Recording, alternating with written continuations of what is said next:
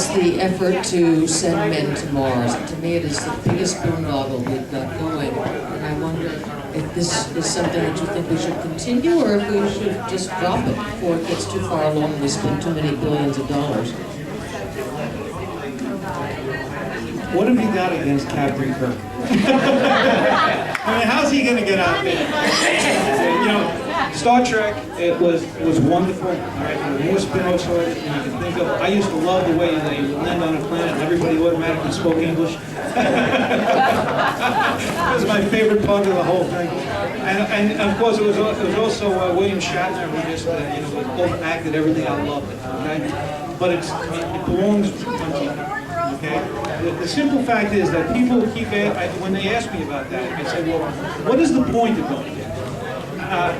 The technologies, all the enough. We got a real kick. I got to tell you, I think the moon program was a great program because we got a real kick on our technology that we so desperately need. But you have to give me a real good idea of what's going to be invented to go to the moon, to Mars, more than what is created to go to the moon. It would just be like an elaboration on the same thing. And I think that we can accomplish that, which would be the most important aspect. But I really don't see, I believe in scientific investigations. I also believe that sending a man up there is not going to help us any more, or woman, okay? Any more than sending unmanned aircraft, spacecraft. And I do support that, okay? And I think it's even a good thing for the economic. Okay, terrific. That was Jake, right?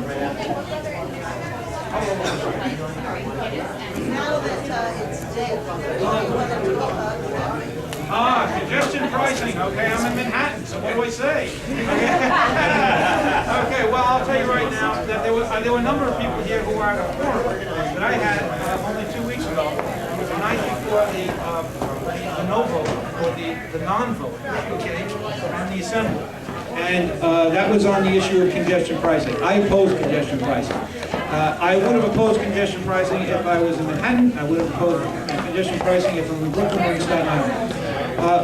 I do not oppose the principle of congestion pricing. In fact, 2 years ago, on the Verrazano Narrows Bridge, I actually proposed something that was similar, okay, which actually was intended to speed people in Manhattan, not to keep them out. There's a slight difference, right? And if you ask me why I oppose it, is because there was 3 goals to this plan. Okay, the 3 goals to the plan were to reduce congestion, to be environmentally sound, the green initiative, and the third one was to create revenue for transportation. The problem is actually manifold, right? But the biggest problem is that the first 2 are inconsistent with the last one. If you told me you were trying to reduce congestion, which is incidentally the way they started in London, they were only trying to reduce congestion. They did not bill it as an environmental matter when they first put it out there. If you told me that, I might say, okay, we can look at it, we can start talking about it. But they didn't. What they did was they tied it, and this is, I've never been able to get an answer, a reasonable answer from anybody. They tied it to raising revenue. Now I want you to think about this. If you take the money and you decide you're going to bond it, and that means that 50 years from now you're still going to be using the money that you get from the tolls to pay for the bond. What if you're really successful?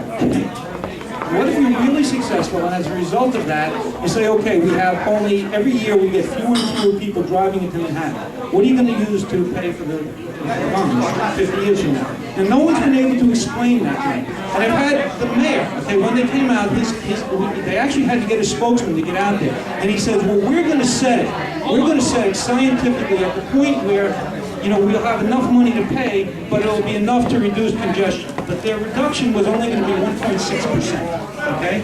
And here's the problem, is that might be true right now, but what do you do 50 years from now, or 20 years from now, when you now have these nice, sleek subways coming into Manhattan, right, and bringing a lot of people that used to drive, all right, and you've actually driven it to the point right now where you're not making enough money. You know what could happen? They might actually get to the point where they say, we got to bring more cars into Manhattan in order to make the payments on the bonds. Now, if they explain these things, right, and they do not explain these things, that would be fine. The other thing is, from an environmental point of view, what is really happening here? What we're very concerned about in my district is that you're going to wind up with making them parking lots. So what you wind up doing is taking the pollution and the congestion in Manhattan and just transplanting it over into Brooklyn and Staten Island. That's why you got such a backlash from the outer boroughs, all right, is for all those reasons, okay? All right, who's next? Okay, Rick.